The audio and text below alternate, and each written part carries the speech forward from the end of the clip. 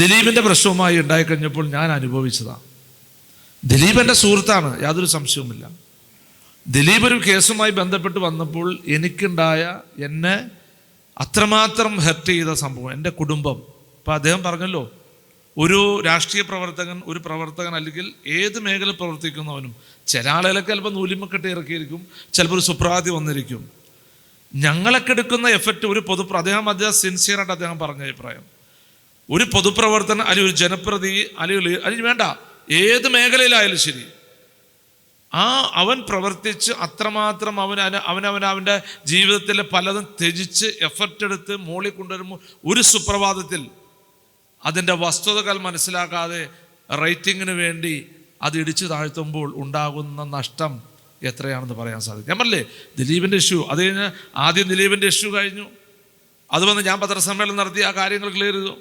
ഇത് കഴിഞ്ഞപ്പോൾ ഒരു ഇക്ക എന്നൊരു സംഭവം ഉണ്ടായ അത് ഓർമ്മ, ഇക്ക രണ്ടാമത് എന്തൊരു ഗൂഢാലോചന ഉണ്ടെന്ന് ഉറപ്പാ, ഒരു ഇക്കയാണ് വന്നതെന്നാണ് മറ്റേ സാക്ഷി പറയുന്നത്. 3 ദിവസം ചാനലിൽ തകർക്കണേ, 2-3 ചാനലാണ് പ്രധാനമായിട്ട് തകർത്ത് ഇക്ക. അപ്പം എൻ്റെ പേരല്ലാതെ ബാക്കിയൊക്കെ പറഞ്ഞു, എൻ്റെ പേര് പറഞ്ഞിട്ടില്ല, ബാക്കിയെല്ലാം പറഞ്ഞു കഴിഞ്ഞ്. അപ്പം എൻ്റെ മകൾ, എനിക്ക് 2 പെൺകുട്ടികളാണ്. സ്കൂളിൽ ചെന്നപ്പോൾ ആ ടീച്ചർ ചോദിച്ച്, മോളുടെ അച്ഛനെ അല്ലെങ്കിൽ വാപ്പാനെ എന്താ അങ്ങനെ ചോദിച്ചത്, പോലീസ് അറസ്റ്റ് ചെയ്യൂ. അപ്പം സത്യം പറയാം, എൻ്റെ മൂത്ത മകള് നല്ല മറുപടി കൊടുത്തു ടീച്ചർക്ക്, ഇളയാള് വളരെ ചെറുതാണ്. അപ്പം അവള് എന്തോ പറഞ്ഞു, അവൾക്കിതൊന്നും പിടിയിട്ടില്ല. പക്ഷെ എൻ്റെ മോൾക്കുണ്ടായ പ്രയാസം എന്താ, ഈ 3 ദിവസം എൻ്റെ ടി വിയിൽ എനിക്കറിയാം, ഞാൻ അതിനകത്ത് കക്ഷിയില്ല, 100% എനിക്കറിയാം, 100 അല്ല 101% അറിയാം. പക്ഷേ ആ ടി വി വാർത്ത വെച്ചു, ഇങ്ങനെ കേട്ടു. 3-ാമത്തെ ദിവസം ഈ പറഞ്ഞ സാക്ഷിക്ക് വെളിപാടുണ്ടാവേണേ. അതിൽ രാത്രി എണീറ്റ് നോക്കിയപ്പോൾ ഞാൻ അപ്പോഴേ 3 ദിവസം കഴിഞ്ഞപ്പോൾ രാത്രി എണീറ്റ് നോക്കി കഴിഞ്ഞപ്പോൾ അത് അൻവർ സാദത്തല്ല. അപ്പോൾ ഈ ചാനൽ എന്നെ പറഞ്ഞു കൊടുത്തു, അൻവർ സാദത്തല്ല എന്ന് ഇന്നാൾ പറഞ്ഞെന്ന് പറഞ്ഞു കൊടുത്തു. ഇതൊക്കെ കഴിഞ്ഞ് ഞാനത് കേട്ടു.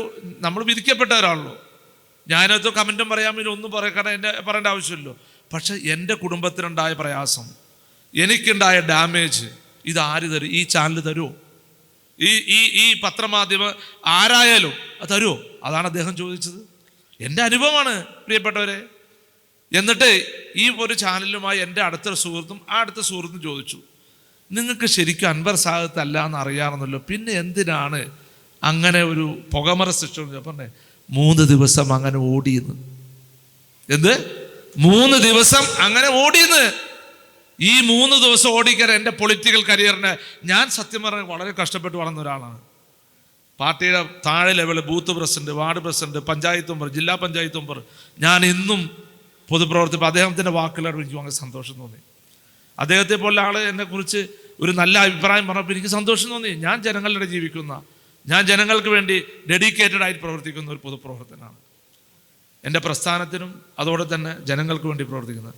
അപ്പോൾ എൻ്റെ ആ 3 ദിവസം അവൻ്റെ ആ ആളുടെ റൈറ്റിംഗ് കിട്ടാൻ വേണ്ടി അങ്ങനെ ചെയ്തപ്പോൾ പലപ്പോഴും വിശ്വാസത അങ്ങനെ പോകുന്നത്.